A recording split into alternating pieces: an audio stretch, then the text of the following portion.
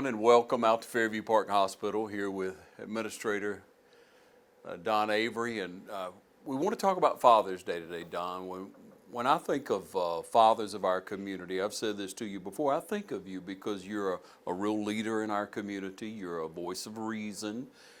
When we go through issues that need addressing in the health care community and beyond, you're there. You're not only a voice of reason, you're very committed to the community. You participate in a lot of civic events. You even show up for some St. Patrick's events with crazy costumes. a wild and crazy suit, I guess, but you enjoy life, and that's good. I do, and it's easy to enjoy life in Dublin, and that's an interesting analogy with fatherhood, though. So Yeah.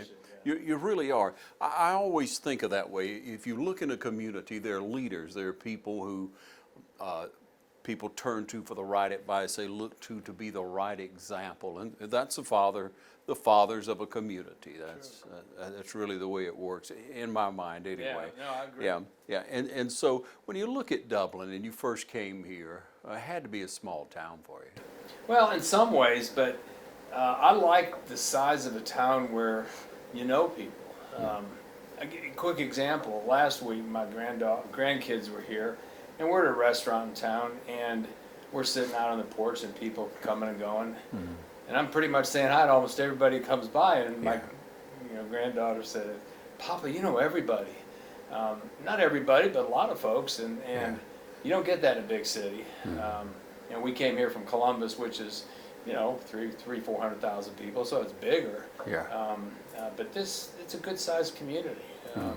And you do feel like you're a part, and that's kind of who I am. I like being a part of a community.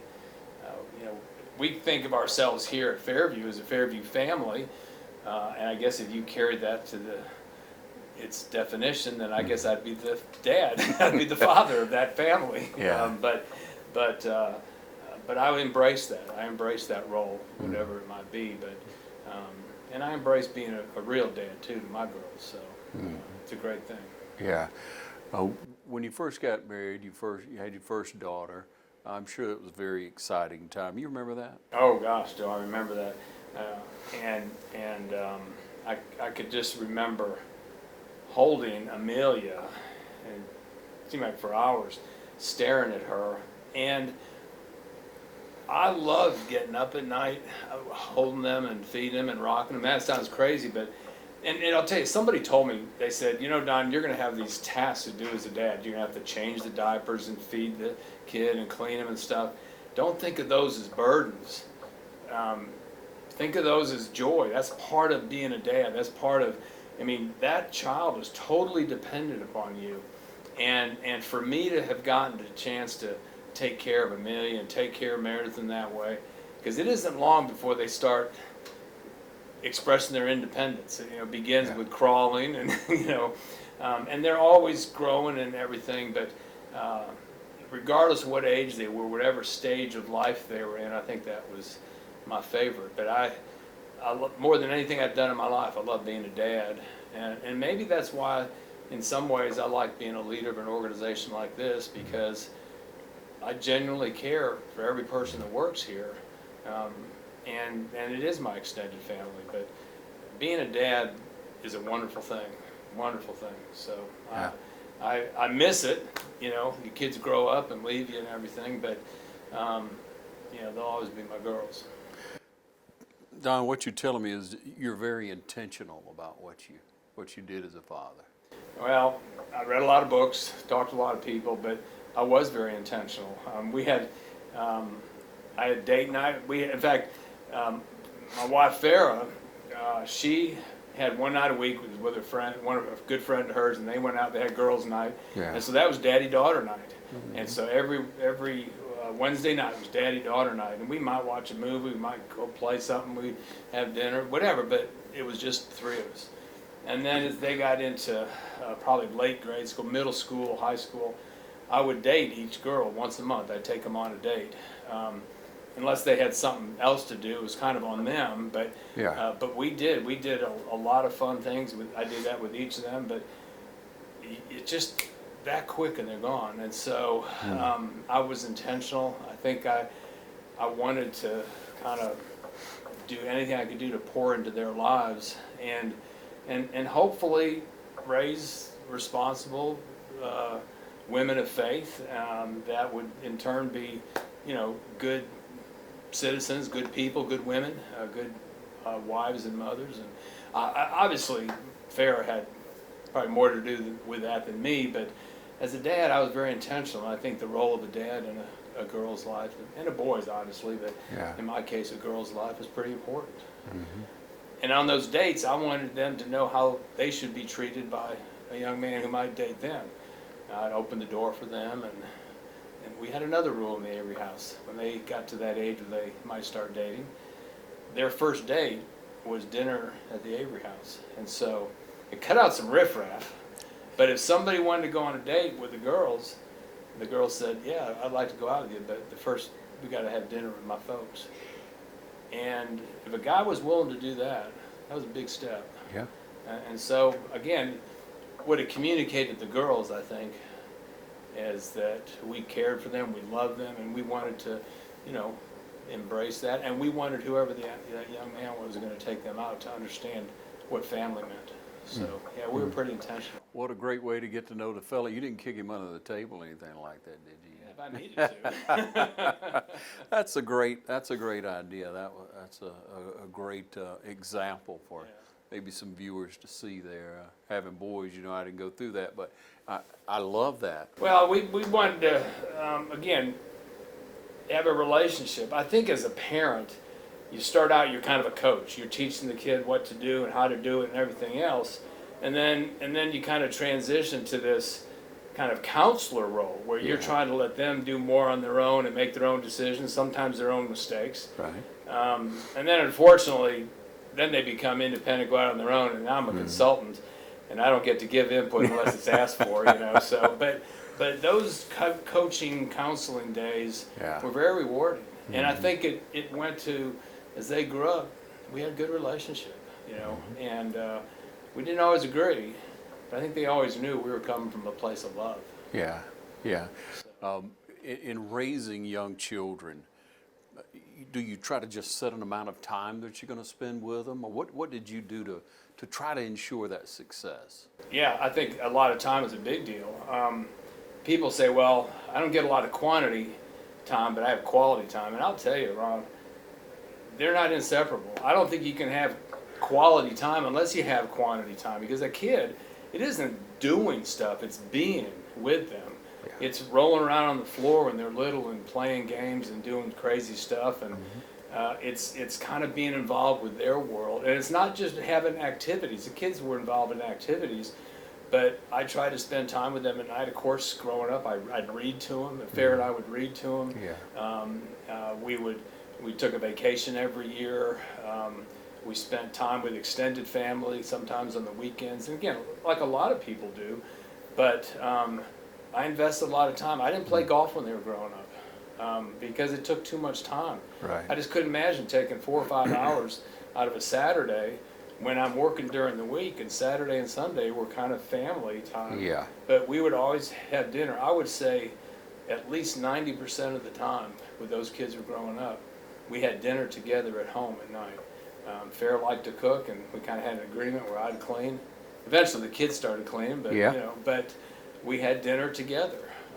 And we had family devotionals as well, but we were very intentional about the family unit and the time we had together, that our role, the husband, wife, Farrah and me, we were, married, and the kids knew that, and,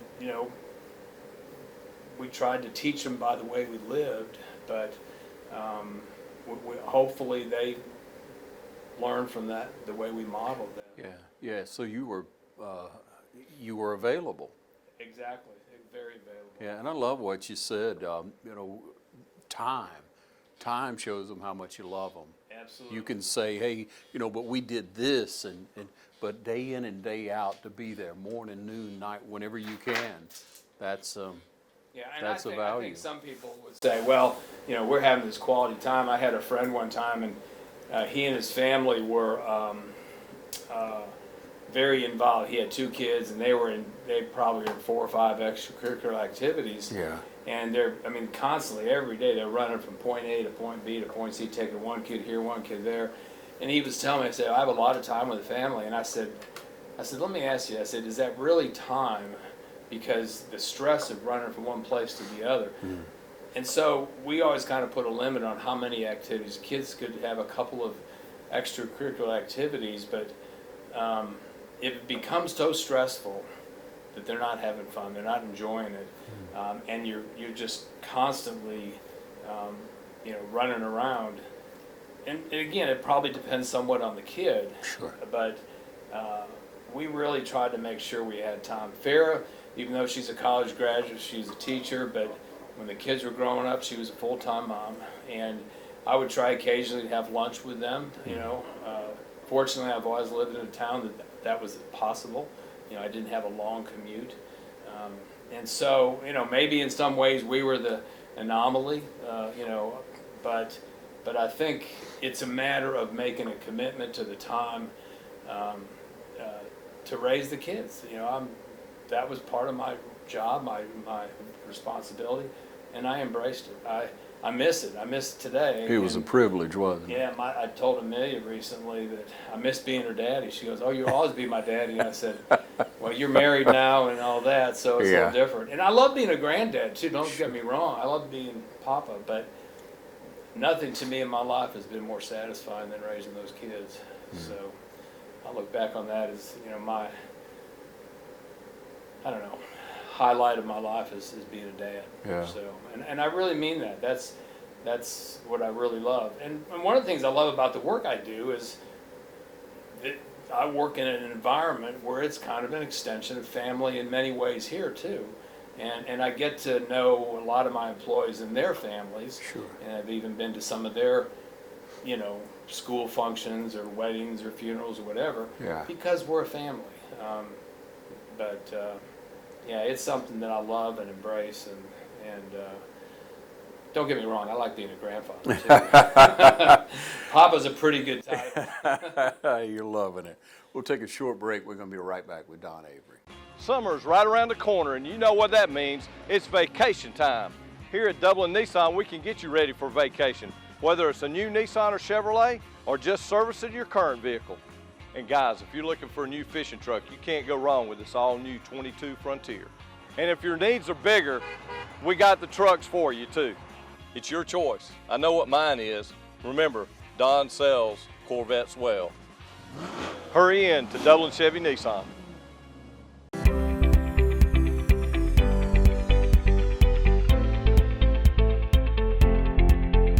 Conservative treatment options are typically where we start with both knee and hip arthritis. So if you come in to see us and your hip is beginning to be arthritic or your knee's beginning to be arthritic, there's sort of a stepwise approach that we take. Anti-inflammatories, which are medicines like Motrin, Advil, Aleve, are usually sort of first line. We have prescription forms of those medications that we can use. In our elderly population, that becomes a little more difficult because they have comorbidities, things like diabetes or stomach ulcers or disease, that they can't take those medications, even hypertension. So we'll try to treat them with medications if it's appropriate. When it's not, then we go on to things like injections. So cortisone injections, or there's these things called visco injections or visco supplements, which are lubricating type injections that we can use to treat knee arthritis as well as hip arthritis to try to control people's pain. And a lot of times we do that for years for people before they get to the point where those are no longer working and we're ready to talk about knee or hip replacement.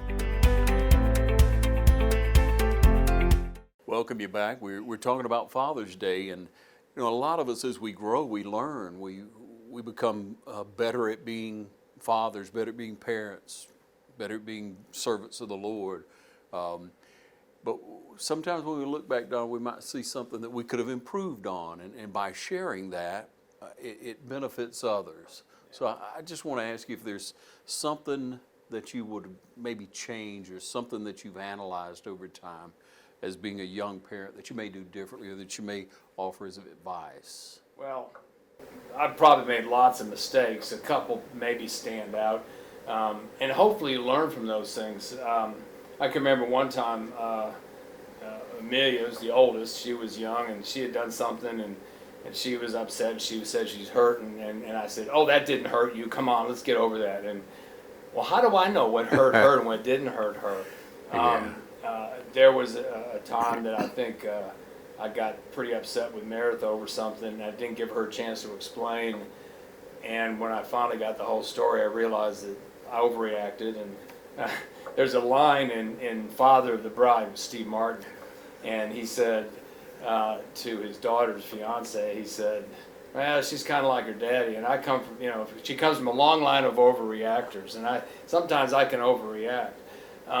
But one of the things I learned, especially when they were younger, tell them I'm sorry, and apologize to them and say, I'm sorry, Daddy overreacted, or I didn't get the whole story. Yeah. Now, there were times when Farrah thought that they'd explain something to me, and I'd kind of let them off the hook, and she'd go, they just pulled the wool over your eyes, There was a time when I had grounded Meredith for some heinous crime that she had committed, something she had done, and we grounded her for, Friday night or something. And later she came and she was talking to me and explaining everything, and I was smiling. She goes, Daddy, this isn't funny. I really mean this. And I said, no, you're making a great explanation. I said, I really, I see this all different now. And I said, I'll tell you what, your sentence is commuted, you're no longer grounded. And she hugged me, and of course I'm feeling really good right now, right? Yeah. Well, Farrah was listening. She's around the corner. She comes out and she goes, are you kidding me? That worked. That wasn't the truth, or that's not how it happened, or whatever. But I think that, especially when they were younger, there were times that I'd kind of overreact because, I just wanted everything to be just right and wanted them to learn. And I realized sometimes you need to be a little more flexible. Certainly listen. Yeah. But be willing to apologize. Be willing to admit you're wrong. That's huge, Don. And I think that was a big lesson, learning, when they were growing up. Yeah, a lot of people will not admit to being wrong. An authority figure, a parent especially, won't. And I don't remember hearing that growing up, and so, but they need to understand, not only are their parents not perfect, but it's important to be able to say you're sorry to somebody. Sure. Because again, it's about a relationship, and again, I wasn't trying to be their friend growing up. I was trying to be their dad and have a great relationship, but I wasn't trying to be their buddy.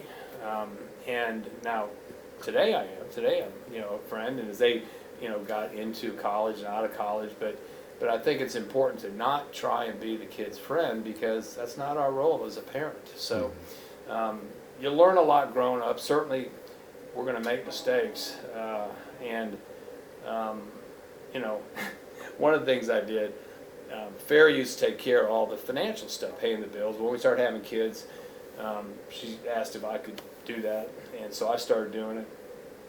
And I probably took that a little too seriously at times, and it seemed like everybody disappeared when I was taking care of that. And I learned maybe not to get so worked up over paying the bills. oh my, I could only imagine. Yeah. So, but not overreacting and being willing to say you're sorry. That's a big deal. You mentioned earlier about as they grew up into teenagers, it seems like you were indicating that you gave them a little more freedom prior to them going off to college. Absolutely. That's and a must, isn't it? And we found out when they got to college and going through orientation that this was a good thing, but teaching them practical skills. They had checking accounts, and both of them had jobs in high school, which I think I don't care about the money, but it teaches them lessons. Yes. They learned, they knew how to do laundry. They did chores in the house. They were part of a family. We're going to do chores together and stuff. And that's something else that it took me a while I was always trying to do things for them instead of letting them do it and make mistakes doing it.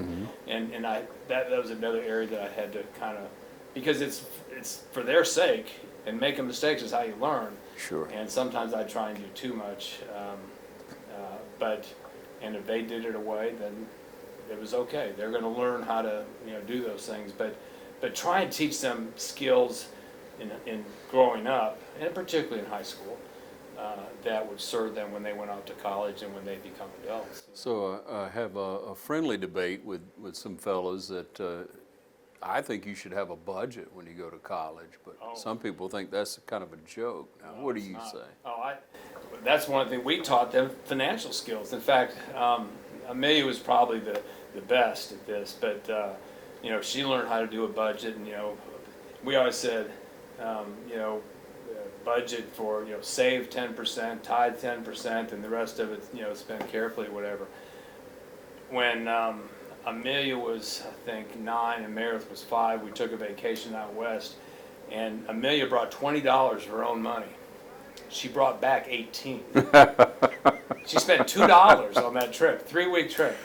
Well, when Amelia got out of college, she started out on her own. She was living, had her own apartment and everything. She had a budget. She went over with me to the penny. I said, honey, you could just round all these off the nearest dollar. But again, and that serves her today because she kind of manages the household and the money and everything. But she learned those things as a high school student, Very quite good. frankly, that Yeah. still serve her today. But I think a budget's real important because without it, you're going to have more month than money, and then you're in trouble. So Yeah, it's a labor of love, isn't it? it is a labor of love.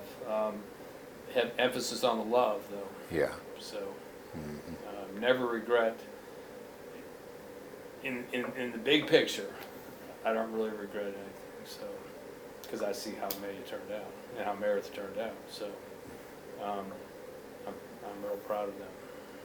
Take another short break. We'll be right back. From humble beginnings with a desire to serve the Dudley community, Bank of Dudley has grown to 5 locations, serving Lawrence, Twiggs, and surrounding counties. Serving our community since 1905, the Bank of Dudley is looking forward to its 2nd century of community banking. Drop in today to any of our 5 locations: Jeffersonville, Dudley, East Dublin, Veterans Boulevard, and downtown Dublin. Bank of Dudley, member FDIC, and an equal housing lender. The City of Dublin Natural Gas provides the most cost-efficient source of energy available today. So for your home, choose the most natural resource. Safe, clean, efficient.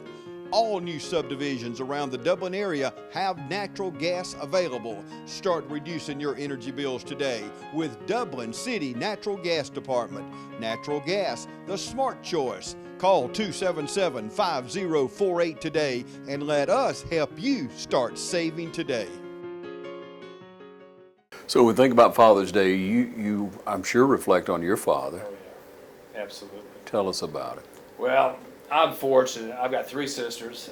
My dad was wonderful. He passed away several years ago. He was 90, but we were great friends. In fact, the last 25 years of his life, I went up to Illinois every summer and spent a weekend, just him and me, and we'd go play golf, we'd go out to dinner, whatever. But and sometimes with him, my mom had died several years before him, and he got remarried. So sometimes with her too, with Brenda too. But I was fortunate. My dad invested a lot of time in me, and sometimes maybe at the detriment of my 3 sisters. Dad encouraged me in sports, and played baseball at an early age because that's what he taught me, and how to shoot a basket. But he taught me work ethic too. He taught me how to cut the grass and shovel snow. I grew up in Illinois. He taught me the importance of hard work. He taught me the importance of having fun though too. And we did sports together. I did Boy Scouts. I grew up in Boy Scouts and was an Eagle Scout, and Dad was actively involved with the Scout troop. So went camping together and hiking, and I got a lot of time with him. My dad was a pilot. As you know, I'm a pilot as well, and I think in my blood to be a pilot, because I'm probably I'm 4th generation Avery to be a pilot. And so I spent a lot of time with Dad at the airport and flying with him and stuff. So I'm really fortunate. My dad's in this picture here. We just got done playing golf in that picture. The last few years of his life, last time we played golf, he was 89 years old. And we played tennis together. He didn't learn to play tennis till he was in his 50s, and I was away at college, and he started taking that up. But I was fortunate to have a dad that was involved. We also took family vacations every summer, and so there's some similarities in that. Yeah. but probably I got a little bit more of his time than the girls. But you know, Dad grew up in the Depression. He was in World War II. He had 2 brothers, and so he was probably more comfortable with his son than daughters. But I mean, he loved my daughters just the same. I just probably got a little bit more of his time. So Yeah. he was. I do think about him. I thought of him this week because it's been a few years since I've celebrated Father's Day with him. But Yeah. still think about him and proud to have been raised by him. So a different generation. Oh yeah. Very different generation. But how did you know that your dad loved you? He didn't say it. You're right. That's a good point because my kids hear it all the time. He showed it. He'd tell me he was proud of me. Kind of translated. You know, when my last year of college, I became a Christian, and it just became important to me to tell the people that I loved them. And so I started telling my mom and dad that I loved them every time I saw them or was on the phone to them. And after a while, they started doing it too. And even hugging. I started hugging my dad, and that was a change for him. But he kind of adapted to that. But didn't hear the words "I love you" much growing up, but I never felt anything else. You know, in his generation, you provided for your family, you spent time with them, you raised them and taught them life lessons, and that's how you loved them. And I always knew he did. It probably wasn't until my adult years I started hearing it verbally, and I think probably I kind of encouraged that because I just told him that. Every time I said hello and goodbye, I told him I loved him, and that was just a priority. I know the last words my dad ever heard from me was "I love you" because that's what I did, and those are the last words I ever heard from him too. So it was a different generation. He was raised differently. I'm sure he never heard those words growing up. Grew up in the south side of Chicago, and kind of a tough neighborhood, and so that's not how he was raised. But I saw a lot of softening in him in his last probably 2 decades of life, and that was good. It took a good relationship, it became even better. So in a lot of ways, I probably think of him as an example, a mentor. I've got a real close friend who's in his 80s in Colorado Springs. He was a professor and a coach and a retired general in the Air Force that had a huge influence in my life, and he's kind of like my second dad. And he's in many ways had the same kind of influence on my life, and I think of him on Father's Day too. In fact, I actually sent him a note today, and just told him I loved him and was praying for him. And so it's important to have those kind of folks in our lives, but I'm fortunate to have had a dad that was invested in my life. Thank you so much for sharing that, Don. Now, if you have a young father out there, got a 1 or 2 year old child, maybe another one on the way, what do you need to tell that young dad? That child has to be a priority, and the things that you think are the wife's job, take those on. Make sure that's a partnership in raising the children and doing chores in the house, whatever it might be. But our own kind of desires probably need to be secondary as we raise the kids. It wasn't hard for me not to go play golf and do some of the other things that I might do because I wanted to be there for my kids. And I would just say, make those kids make your wife the #1 priority in your life. But those kids need to be a priority, more important than hunting or fishing or golfing or tennis or whatever. And that priority looks like time. It looks like time with the children, and whatever that might be. It doesn't have to be an activity that they're doing with the parks department or a church or scouting or sports or something. It's just one-on-one time. It's taking them to the park and flying a kite. it's going for a walk. It's just playing in the grass or playing, getting down on your, sitting down and playing Legos or something. But make a priority spending time with your kids. And because seriously, that time goes like that and you'll never regret it. I asked both of my daughters during their senior year in high school, I'd ask them 2 questions. I said, what are some of the things your mom and I tried to teach you? And how did we do as parents? Actually, I said, how did I do as your dad? And they said, their friends that had parents that tried to be their buddies and everything, and the kids sometimes got in trouble, and then their parents would hammer down and stuff. They felt like their parents didn't love them. And she told me, they said, sometimes we thought you were tough, maybe you're, too restricted, but they said, we always knew it came from love. And we taught them important values of life, and so you can't do that without time. You can't do that without being there when they're little, changing their diapers and feeding them and cleaning up the messes and all that kind of thing, and teaching them, how to do anything, how to do chores, how to tie their shoes. Yeah. I had a daughter who was left-handed. I learned how to tie my shoes left-handed so I could teach her left-handed. That's sweet. And I taught them how to throw a baseball the right way.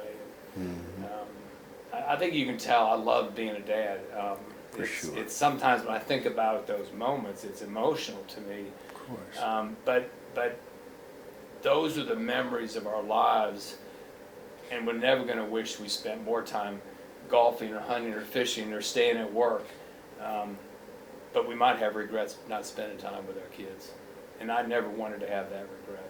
And I would encourage people, don't have that regret. Spend time with your kids.